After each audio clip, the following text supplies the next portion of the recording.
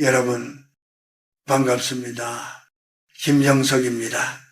제가 올해로 100세를 넘기고 보니 인생이라는 긴 여정에서 가장 어려운 공부는 지식을 쌓는 것이 아니라 쌓아온 지식을 어떻게 하면 겸손하게 숨기느냐는 것이더군요. 오늘 저는 여러분과 아주 특별한 이야기를 나누고 싶습니다. 바로 자손들 앞에서 현명하게 바보가 되는 법에 대한 이야기입니다. 제가 100년 넘는 세월을 살며 수많은 가정을 지켜보았습니다. 그런데 참 안타까운 풍경이 하나 있어요. 평생을 성실하게 살아오고 자식들을 훌륭하게 키워낸 부모들이 정작 노년에 이르러 자식들과 등을 돌리고 외롭게 살아가는 모습입니다. 왜 그럴까요? 그분들이 나빠서일까요? 아닙니다. 너무 똑똑해서 그렇습니다. 자식들의 허물이 너무 잘 보이고 그들이 하는 방식이 서투르다는 것을 너무나 잘 알기에 한마디라도 더 거들어주고 싶어하는 그 옳은 마음이 화근이 되는 겁니다. 100세를 넘긴 노인으로서 제가 깨달은 한 가지 서글픈 진실이 있습니다. 그것은 젊은 세대는 결코 노인의 지혜를 원하지 않는다는 사실입니다. 그들이 원하는 것은 자신들의 선택을 묵묵히 지켜봐주는 따뜻한 시선이지 내 경험에 의하면 말이다로 시작되는 정답지가 아닙니다. 그래서 저는 말합니다. 진정으로 지혜로운 노인은 자손들 앞에서 기꺼이 바보가 되기를 선택하는 사람이라고 말이죠. 만약 여러분이 50세를 넘어서도 여전히 자식들의 살림살이에 간섭하고 그들의 잘못을 바로잡아주려 애쓰고 있다면 미안한 말씀이지만 당신의 노년은 결코 평안할 수 없을 것입니다. 내가 너를 어떻게 키웠는데 이 모양이냐? 라는 말 한마디가 나오는 순간 당신과 자식 사이에는 거대한 장벽이 세워집니다. 그것은 사랑이 아니라 집착이며 지혜가 아니라 노욕일 뿐입니다. 저는 제 자식들이나 손주들을 만날 때 종종 못 들은 척, 모르는 척을 합니다. 그들이 요즘 세상에 돌아가는 법을 설명하면 이미 다 알고 있는 사실일지라도 허허, 세상이 참 많이 변했구나. 네 덕분에 내가 새로운 걸 배우는구나 라고 말합니다. 이것은 거짓말이 아닙니다. 이것은 그들의 길을 살려주고 그들이 가장의 역할을 다할 수 있도록 무대를 비워주는 사랑의 연기입니다. 여러분 기억하십시오. 집안의 어른이 너무 영리하면 그 아래의 자손들은 숨을 쉴 수가 없습니다. 어른이 조금 부족해 보이고 어른이 조금 모르는 것 같아야 자식들이 들어올 틈이 생깁니다. 부모가 바보가 되어줄 때 비로소 자식은 효자가 될 기회를 얻는 법입니다. 제가 살아보니 인생의 후반전은 얼마나 아느냐가 아니라 얼마나 모르는 척할 수 있느냐에 따라 품격이 결정되더군요. 당신이 알고 있는 그 수만 가지의 정답을 가슴속 깊은 우물에 묻어두십시오. 그리고 그저 허로운 웃음으로 그들을 바라봐 주십시오. 그것이 바로 100세 노인이 전하는 장수와 평온을 위한 첫 번째 비밀입니다. 자식들 앞에서 완벽한 부모가 되려 하지 마십시오. 대신 기꺼이 속아줄 줄 알고 기꺼이 져줄 줄 아는 현명한 바보가 되십시오. 그때 비로소 당신의 노년은 존경과 사랑으로 채워질 것입니다. 우리는 흔히 부모가 자식의 길을 닦아주는 것이 도리라고 생각합니다. 하지만 제가 100년의 시간을 지나오며 깨달은 것은 부모가 자식의 인생에 지나치게 개입하는 순간 그 도리는 서로의 영혼을 갉아먹는 업교이 된다는 사실입니다. 여러분, 자식은 여러분을 통해 세상에 왔을 뿐 여러분의 소유물이 아닙니다. 그런데 50대, 60대가 되어서도 여전히 자식의 직장 문제, 결혼 생활, 심지어 손주 교육까지 일일이 간섭하며 자신의 에너지를 쏟아붓는 분들이 많습니다. 이것이 바로 여러분의 에너지를 고갈시키고 노년의 불행을 부르는 근원입니다. 영성적인 관점에서 볼 때 인간은 누구나 자신만의 인생 공부를 가지고 태어납니다. 자식이 시행착오를 겪고 실패를 통해 좌절을 맛보는 것 또한 그 아이의 영혼이 성장하기 위해 반드시 거쳐야 할 과정입니다. 그런데 부모가 내가 다 겪어봐서 안다며 그 기회를 뺏어버리면 어떻게 될까요? 자식은 스스로 일어나는 법을 배우지 못하고 부모는 자식의 무거운 인생 가방까지 대신 매느라 허리가 휘고 기력이 쇠하게 됩니다. 이것이 바로 제가 자손들 앞에서 모르는 척 하라고 강조하는 이유 중 하나입니다. 한국의 부모들은 유독 자식과 자신을 동일시하는 경향이 강합니다. 자식이 잘 되면 내 덕이고 자식이 잘못되면 내 탓인 것 같아 밤잠을 설치지요. 하지만 50세가 넘었다면 이제는 그 에너지의 끈을 과감히 놓아야 합니다. 여러분이 자식의 일에 일비하며 감정을 쏟는 순간 여러분의 생명력은 자식이라는 블랙홀로 빨려 들어가 버립니다. 현명한 노인은 자식이 실수하는 것을 보아도 허허 그럴 수도 있지 하며 모르는 채 넘깁니다. 그것은 방관이 아니라 자식의 운명을 존중하는 가장 깊은 수준의 배려입니다. 실제로 제가 아는 한 노교수는 자식들이 사업에 실패해 큰 어려움을 겪을 때도 끝까지 모르는 척을 했습니다. 주변에서는 어떻게 그렇게 냉정하냐고 비난했지만 그는 침묵하며 기도할 뿐이었습니다. 훗날 그 아들이 스스로 일어서서 성공했을 때 아버지는 그제야 아들의 손을 잡으며 말했습니다. 내가 너를 믿었기에 기다려준 것이란다. 만약 그때 아버지가 나서서 잔소리를 하고 금전적인 도움으로 상황을 무마했다면 아들은 결코 지금의 단단한 내면을 갖지 못했을 것입니다. 여러분, 자식 앞에서 똑똑한 척하며 훈수를 두는 것은 여러분의 이고를 만족시킬 뿐 자식의 인생에는 독이 됩니다.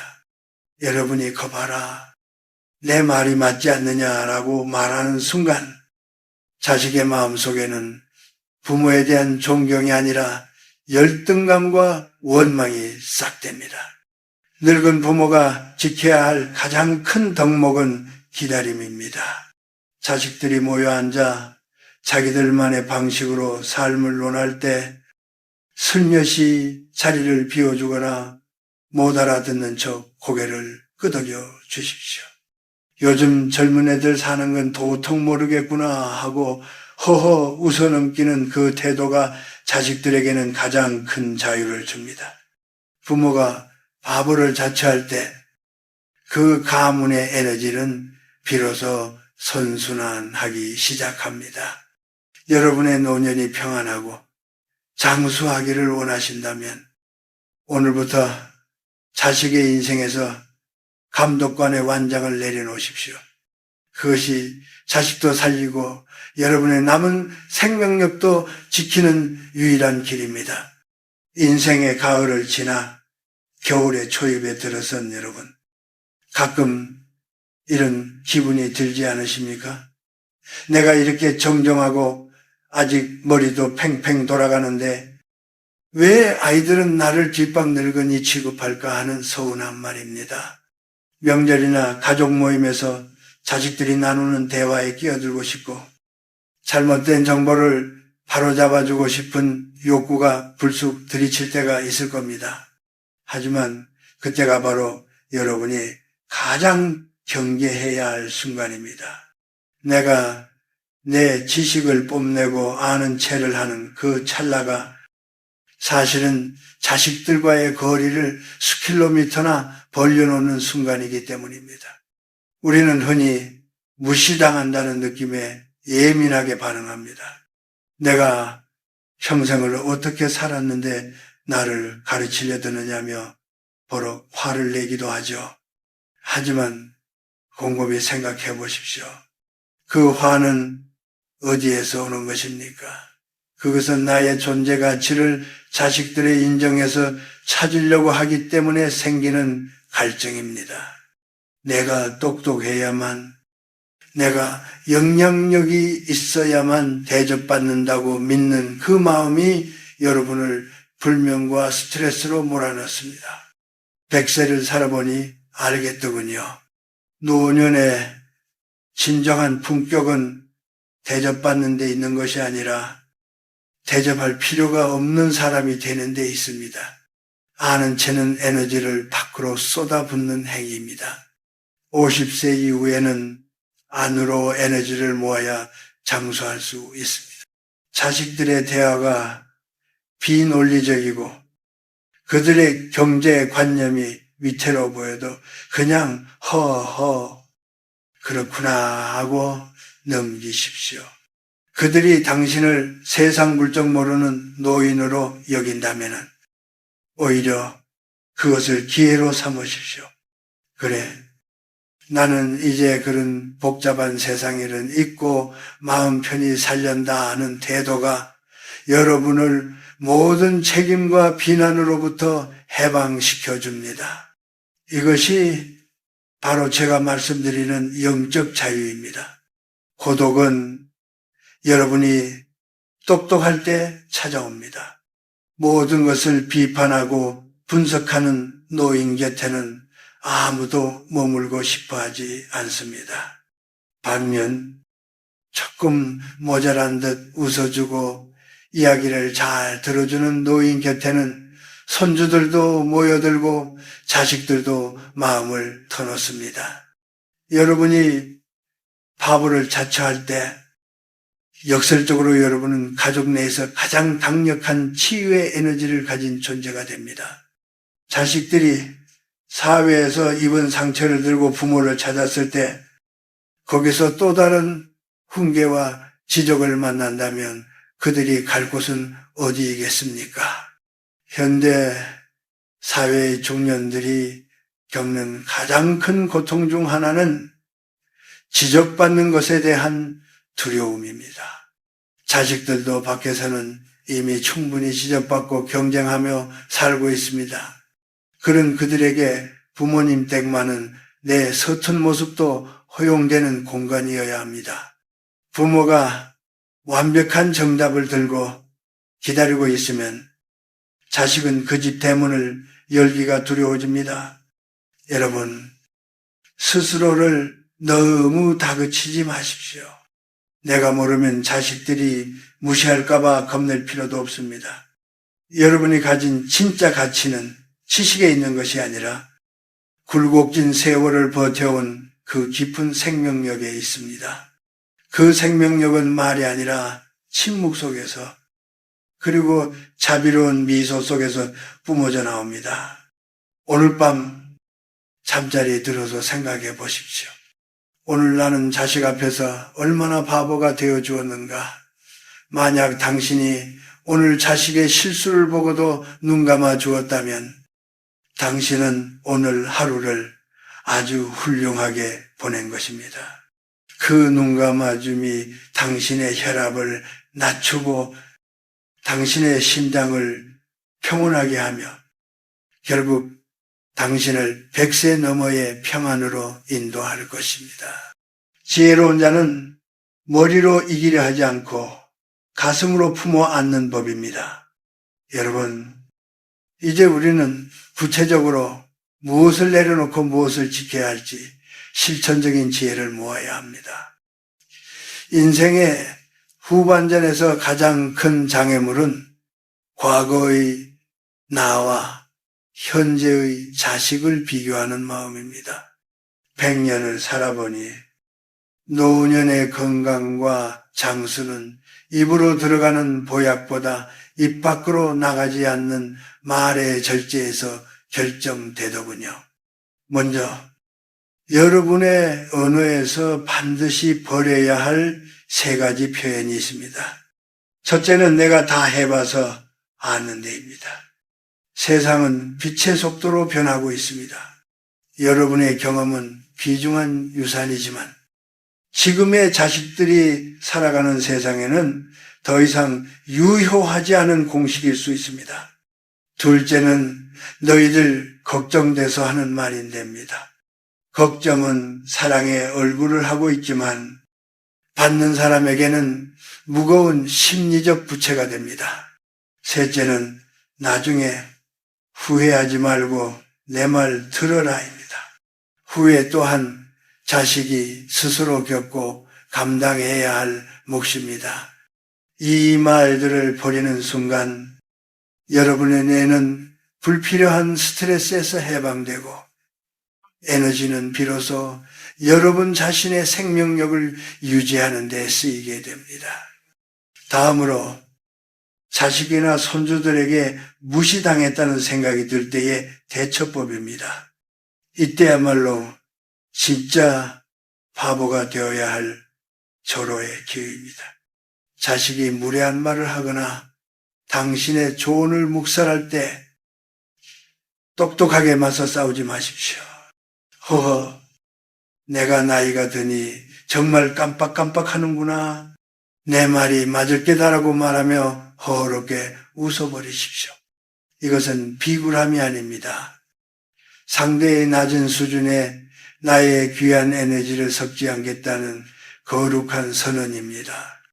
여러분이 화를 내는 순간 혈압은 오르고 기치는 역류하지만 허허 웃으며 넘기는 순간 독소는 몸 밖으로 배출됩니다.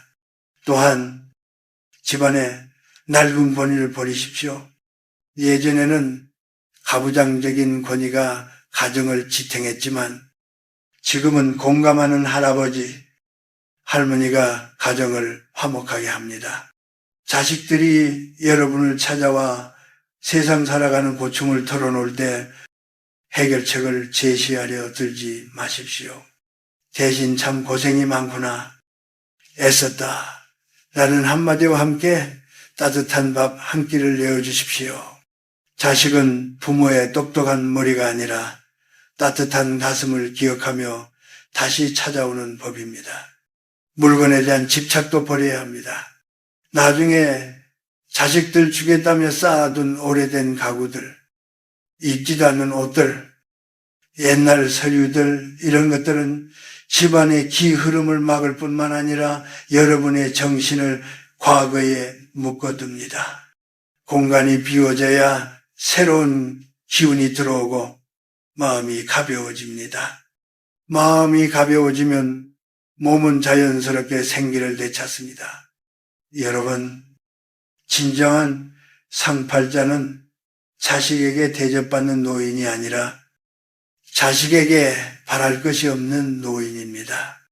기대가 없으면 실망도 없고 실망이 없으면 마음은 늘 고요한 호수와 같습니다. 자식들이 주는 용돈이나 안부 전화에 목매지 마십시오.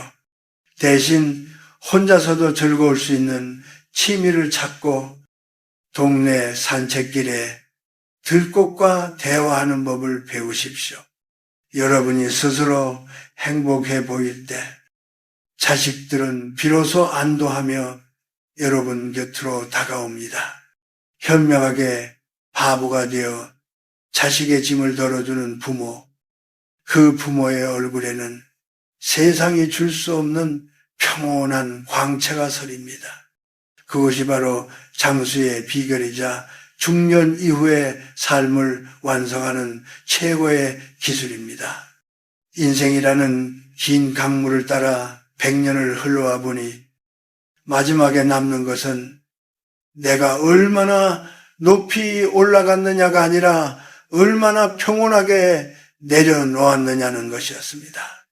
여러분, 우리가 오늘 나눈 현명한 바보의 철학은 결코 스스로를 비하하거나 포기하라는 뜻이 아닙니다.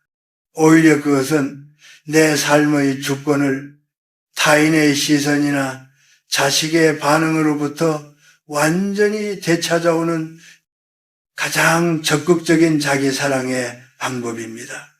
노년의 장수는 단순히 숨을 오래 쉬는 것이 아니라 마음속에 맺힌 응어리 없이 맑은 정신으로 깨어있는 시간을 뜻합니다. 제가 살아보니 사람의 수명을 깎아먹는 가장 큰 독소는 섭섭함이더군요. 내가 어떻게 키웠는데 나한테 이럴 수 있나? 내 지혜가 이렇게 깊은데 왜 몰라주나 하는 그 섭섭함이 마음의 병이 되고 몸의 병이 됩니다. 하지만 내가 스스로 바보를 자처하고 자식 앞에서 내 지식을 감추며 그저 허허 웃기로 결심하는 순간 그 독소는 신기하게도 사라집니다. 이제 여러분의 남은 인생은 자식의 성적표나 성공 여부에 따라 출렁여서는 안 됩니다. 자식들이 여러분을 세상 물정 모르는 인자한 노인으로 기억하게 하십시오. 그것이 그들에게 줄 수 있는 가장 큰 유산입니다.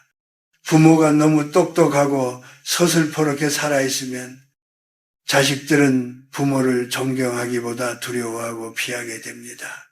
하지만 부모가 조금 모자란 듯 편안하면 자식들은 삶이 고달플 때마다 부모라는 그늘 아래로 찾아와 마음을 쉬어갑니다. 누군가에게 쉼터가 되어주는 삶, 이보다 더 아름답고 보람찬 노년이 어디 있겠습니까? 저는 매일 아침 거울을 보며 연습합니다. 김영석, 오늘도 하는 체 하지 말고 가르치려 하지 말고 그저 많이 웃어주자 하고 말입니다. 100살이 넘은 저도 매일 이렇게 다짐해야만 마음의 평정을 유지할 수 있습니다. 여러분도 오늘 밤 잠자리에 들기 전 마음의 짐을 하나만 내려놓아 보십시오. 그래, 내 자식도 이제 제 인생을 사는 어른이지. 내가 모르는 척 해주는 것이 저 아이를 돕는 길이다라고 마음 먹어 보십시오. 그 순간 가슴을 짓누르던 무거운 돌덩이가 사라지는 것을 느끼실 겁니다. 인생의 마지막 문턱에서 우리가 가져갈 수 있는 것은 통장의 잔고도 화려한 경력도 아닙니다. 오직 내가 이 세상에서 얼마나 많이 사랑했고 얼마나 부드럽게 세상을 대했느냐는 기억뿐입니다. 자식들에게 똑똑했던 부모보다는 나를 보고 늘 환하게 웃어주던 따뜻한 부모로 기억되기를 소망하십시오. 그 웃음 속에 장수의 비결이 있고 가문의 화목이 있으며 여러분 영혼의 구원이 있습니다. 여러분 부디 스스로를 너무 들볶지 마십시오. 이미 충분히 잘 살아오셨고 충분히 고생하셨습니다. 이제는 모든 복잡한 계산기를 내려놓고 그저 창가에 비치는 햇살과 바람의 애무를 즐기며 현명한 바보로 살아가십시오. 여러분의 얼굴에 어린 그 허허로운 미소가 주변 사람들을 치유하고 여러분의 생명을 더욱 길고 풍요롭게 만들어줄 것입니다. 100년의 세월을 담아 여러분의 앞날에 평화와 안식을 축원합니다. 이제 마음 편히 그리고 가볍게 남은 생에 아름다운 노후를 감상하시길 바랍니다. 고맙습니다. 그리고 평안하십시오.